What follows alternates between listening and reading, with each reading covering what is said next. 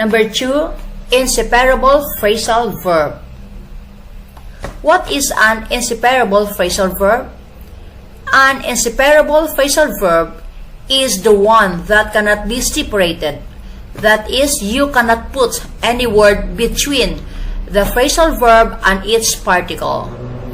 There's only one rule about inseparable phrasal verbs. Rule: an inseparable phrasal verb is an inseparable phrasal verb. That is, you cannot separate an inseparable phrasal verb even when it is used with one particle or two particles or with personal pronouns. Examples: she looks after her mother.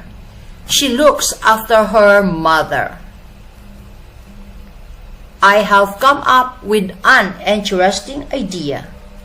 I have come up with an interesting idea. You have to look after her. You have to look after her. List of common inseparable phrasal verbs.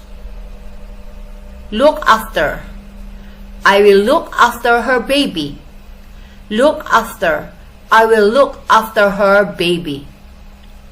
Turn into.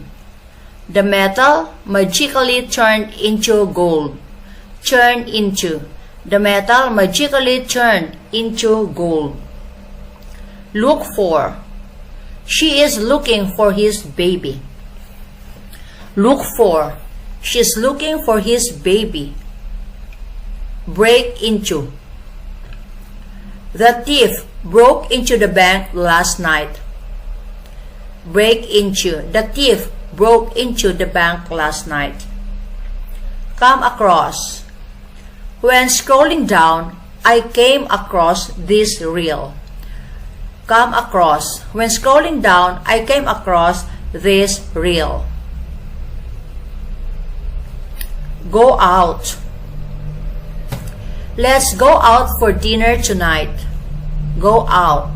Let's go out for dinner tonight. Look into. The policeman looked into the case. Look into. The policeman looked into the case. Get up. I usually get up early in the morning. Get up. I usually get up early in the morning. Get rid of. We need to get rid of this issue. Get rid of. We need to get rid of this issue. Get on with. Please stop talking and get on with the job. Get on with. Please stop talking and get on with the job. Look forward to.